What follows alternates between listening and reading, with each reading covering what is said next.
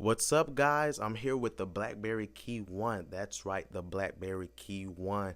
After having my latest device, the BlackBerry Priv, I've switched over to an iPhone, and now I have the BlackBerry KeyOne.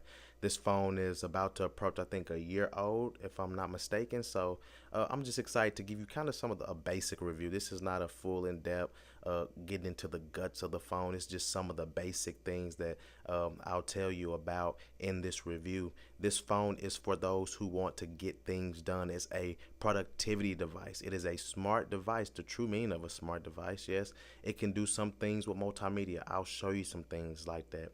Some of the basic things they can do. Some things to point out. It comes with 32 gigabytes on board with expanded SD card capabilities to, I think, up to a terabyte. So if you want to save a lot of pictures externally, you'll be able to insert that. It does not have a removable battery, but it does pack a 3505 milliampere battery, which will get you hopefully through the day, if not more. Some people have reported being able to get at least 2 days out of, or a day and a half out of the battery life, and that's from checking a lot of emails and having push email notifications and things like that.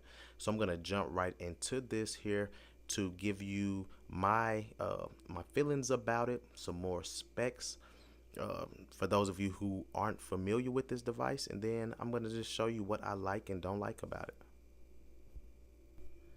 So just some basic specs. I told you it comes with 32 gigs with an SD removable SD card, and your SIM card goes in there.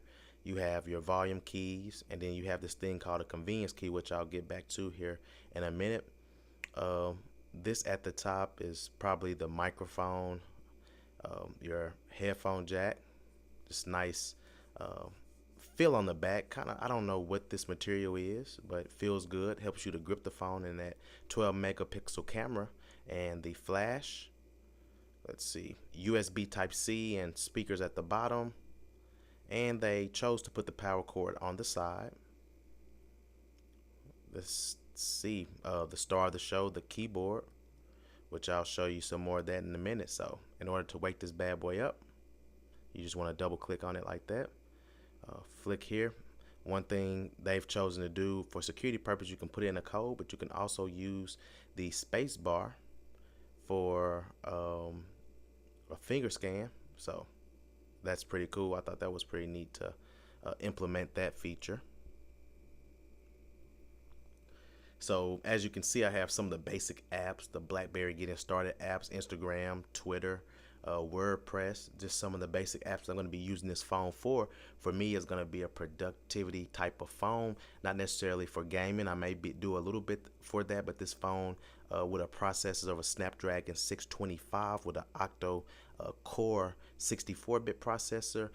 Don't expect much with 3 gigs of memory if you have the one with the silver trimming, but if you have the all black, I think it comes with an additional 1 gig, which makes 4 gigs for that processor.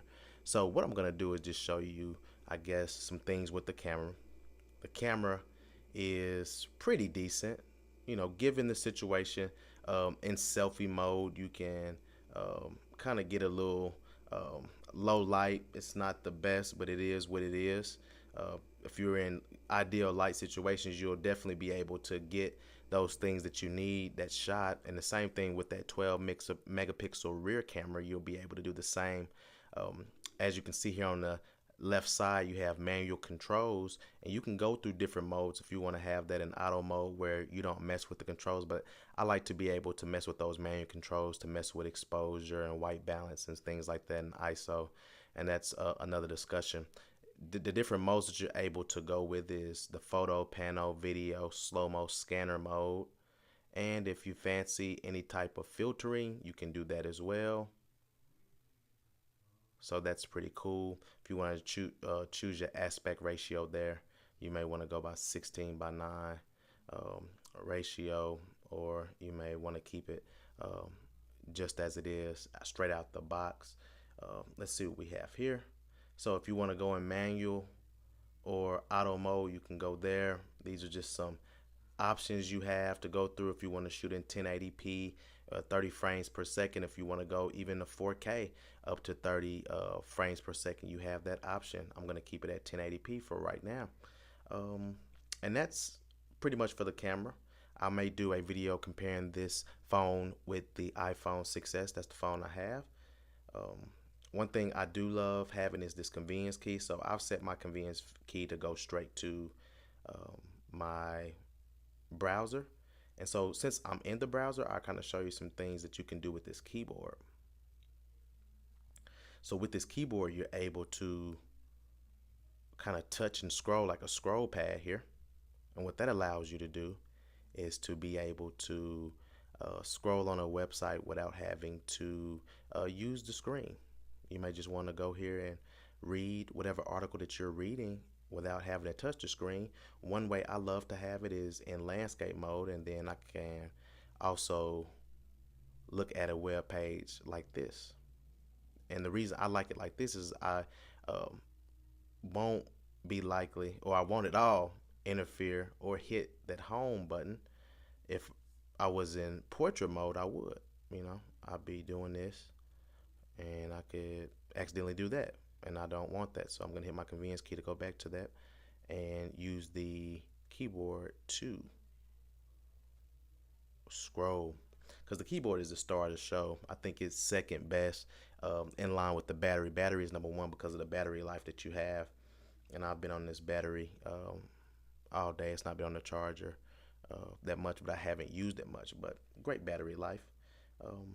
One thing I'll go, since we're talking about the keyboard, is I'm gonna hit T. You can set up different shortcuts. So I chose to set up T for Twitter, but say I want to do the same thing for Instagram. Let's see. I can go I, and so what this does is the shortcut. It suggests apps that you could use to set up. So Instagram, that's the most logical choice I would use it for, is to say, okay, I for Instagram. And so there I go. And I'm on Instagram, which is pretty cool. Okay. If I want to, let's see, send an email, the BlackBerry Hub is pretty cool. I can look at all my emails here. I can tweet from within the BlackBerry Hub. So what I'm going to do is go here and I'm going to compose a tweet. And I'm going to just flick up some letters. One thing I love about the Swift key here is being able to use the keyboard. So wherever you position, the swipe is where it's going to select that word. So as I swipe to the left, I'm going to hit the words that are on the left hand side. If I go in the middle, I'm going to hit fourth. I'm going to hit width when I go to the right. So that's one thing that I like about that. Or you can just, of course, type like this if you want to. And let's see. So that gives you the ability to be able to keep your screen real estate. So also in the hub, like I said, you can get your Instagram, your Twitter, send various emails. One final thing I want to show you is just the video quality from this 1620 by 1080 screen. Is I'm just going to select a random video here, and I'm just going to go with the guys from Moment. Shout out to Moment. What's going on, everybody? Today's video, let's see, 5 tips for making a better short film. And so pretty good, nice quality. I don't, just looking at it from my aspect, looks good. I have no cons about it, to be honest with you. It's decent for a productivity based phone. So things I like about it: I love the battery life, I love the keyboard, I love the BlackBerry Hub. Some things I don't like, I wish they would have put more processing power behind it, but the reasons behind that may be so that you can enjoy that battery life that that a lot of people want to enjoy when they use a BlackBerry, when they're sending a lot of emails. For those of you who have emails coming out all the time or pushing out, this device is for you. You want that battery life. So it's for me, if I want to do a lot of gaming, or if I just need to do a lot of heavy lifting, I'll use an iPhone, but I know I run the risk of my battery draining very quickly with that iPhone. But if I want to do things to entertain me, that's what I'll use. And the iPhone is treating me well, but if I really want to get down to the nitty gritty and push out a lot of emails, this keyboard is gonna do it for me. And just having that battery life is a game changer for me, and that's what keeps me here. I'm gonna use this as my second device though, because let's be real, Apple does get all the apps first, you know, in most cases. So if there's anything that I didn't cover that you would have liked for me to cover, let me know in the comments. Please be sure to subscribe. I'm trying to get to 1,000 subscribers, so help me get there, guys. Also, if you use the KeyOne currently, what do you like? What don't you like? I want to hear from you.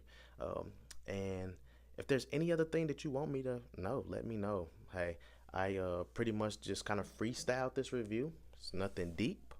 But if there's anything else, let me know in the comments, guys. Thank you for tuning in.